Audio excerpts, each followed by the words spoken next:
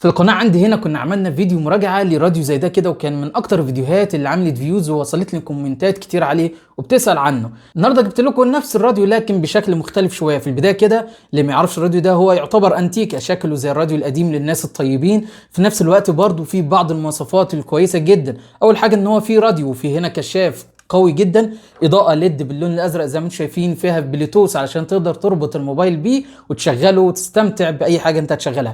من الجنب هنا هيظهر معانا مكان الباور اللي هو المايكرو يو اس بي، وبتركب له كارت ميموري او فلاشه. في نفس الوقت هنا تقدر تشحنه من خلال كابل الشحن المايكرو يو اس بي، وتقدر تاخده معاك وتشغله في اي مكان، او ممكن تشغله من خلال الكهرباء المباشره. ان شاء الله في فيديو هنعمل كده مراجعه سريعه للراديو الشيك ده. تابعوا معانا الفيديو للاخر. ده شكل علبة الراديو اللي معانا النهاردة من براند دينكس او دي ان اكس، الموديل بتاعه دي اكس 2447. هنروح للراديو على طول.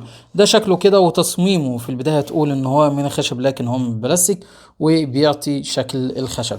من الجنب التاني كده هيظهر معانا هنا كشاف، والاضاءة بتاعته برضه هتأدي الغرض. زي ما شايفين الإضاءة بتاعتها برضو قوية، تقدر تتحكم في الإضاءة ديت من خلال الزرار ده. ولو رحنا للناحية التانية كده هدينا الإضاءة الليد اللي باللون الأزرق ده كده.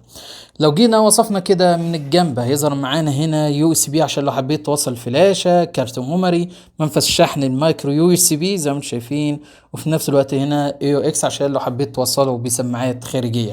من الخلف هنا هيظهر معانا مكان الباور الخاص لو انت حبيت تشغله على الكهرباء بشكل مباشر. وفي حاجة هنا مهمة جدا برضو، لو انت حبيت تنقله كهرباء 110 او 220 فولت حسب الدولة اللي انت فيها. وهنا برضو في حاجة لو حبيت تشغله من خلال البطاريات ديت، لكن محدش بقى يستخدمها دلوقتي. ده كده طرق التشغيل، سواء الباور او البطاريات ديت او البطارية الداخلية بتاعته اللي بتشحنها عن طريق منفذ الشحن المايكرو يو اس بي.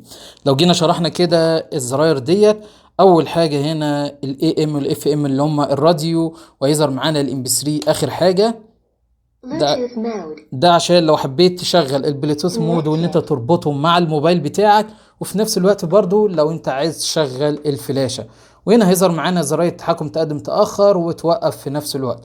الزرار البكرة الاولى دي الخاصة بالاون واوف، يعني كده تقفل وكده تفتح زي ما انت شايف. وهنا البكرة التانية ديت الخاصة انت تختار الموجة اللي انت عايزها او المحطة اللي انت عايزها بالظبط من خلال البكرة ديت. هنربطه بالبلوتوث دلوقتي وهيظهر معانا بنفس اسم الموديل دي اكس 2427. بعد ما ربطناه دلوقتي هنسمع صوت اي حاجة نشغلها دلوقتي. هنشغل مثلا قرآن. ولقد أرسلنا موسى بآياتنا ده كده أوطى صوت على الراديو نفسه. فرعون وملئه فاتبعوا أمر فرعون وما أمر فرعون برشيد يقدم ده كده أعلى صوت يوم القيامة فأوردهم النار وبئس الورد المورود. صدق الله العظيم. ده كده كانت تجربة سريعة للموديل اللي معانا النهاردة، وما يختلفش كتير عن أي موديل احنا اتكلمنا عليه قبل كده. لو عندك أي أسئلة اكتبوا لنا تحت في التعليقات.